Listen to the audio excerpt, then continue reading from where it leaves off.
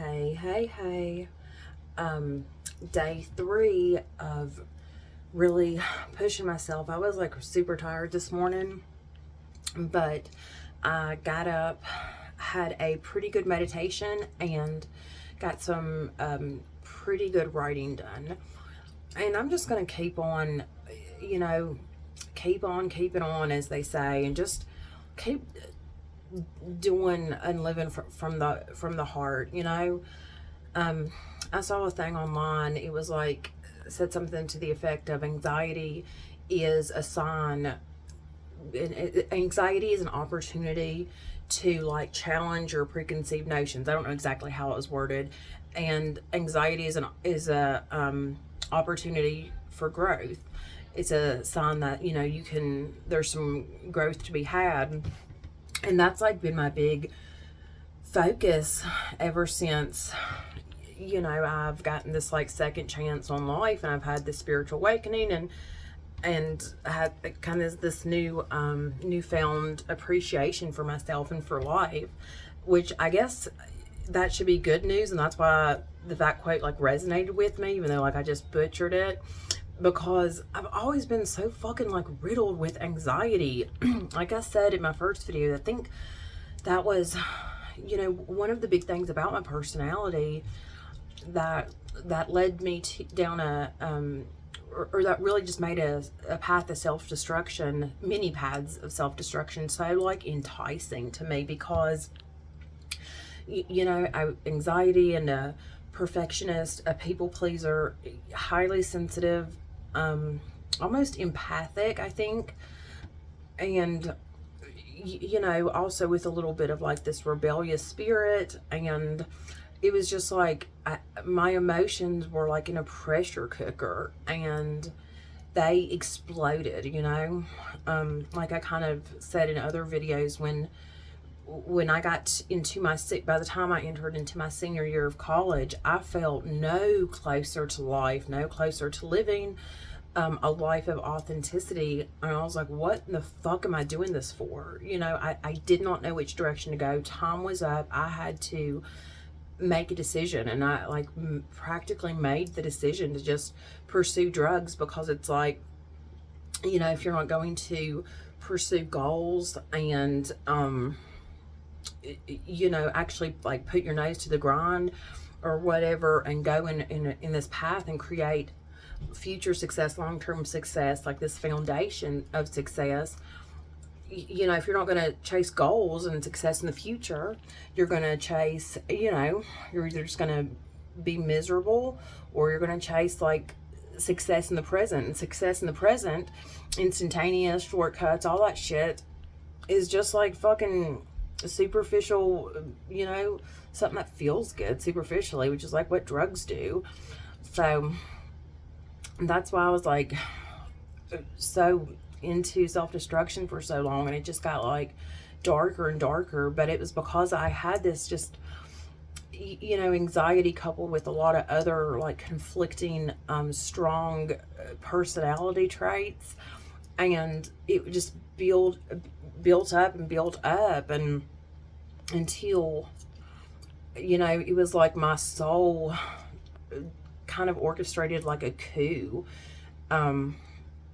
by the age of 34. And it was like, look, you are going to be forced to kind of do some inward reflection, really try something different, or you're gonna fucking die. Like, that's what my soul said to me with the murder suicide, because even though that was not my fucking doing at all, that was entirely on him. The fact that I was with someone that was so unstable, with someone that was so prone to not only self-destruction but destruction as well, and addiction and all that, that's because I wasn't prone to destruction, but I was so self-destructive that was appealing for me, and there was nowhere to go after that but death, so I feel like my soul really did like orchestrate this coup and just like made this power move, and it was like, you have got to get fucking real.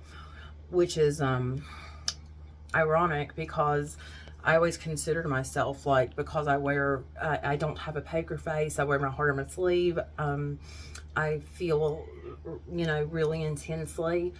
I always thought that that kind of made me authentic, but at the same time, if I didn't love myself or know myself enough to live authentically, and I was scared to try, you know, to follow the path of my heart.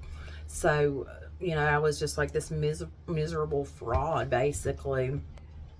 And now that I am 4 years into, roughly 4 years into sobriety, and 2 years post like spiritual awakening and unlearning and just kind of deconstructing all of these social norms and mores that do not fit, that really never fit, you know, kind of like unlearning patterns of behavior and thoughts, I found that I still have this fucking anxiety. You know, I still have these issues.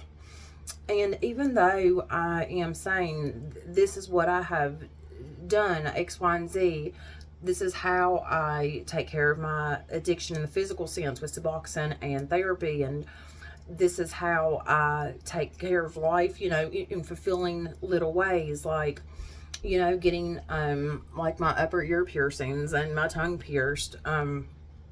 That I think piercings can be kind of like spiritual in a way. Like having a dog is spiritual. Walking the dog, being a responsible pet owner, like just little things, you know, meditating and just a lot of little things are like, you know, really add so much value to life.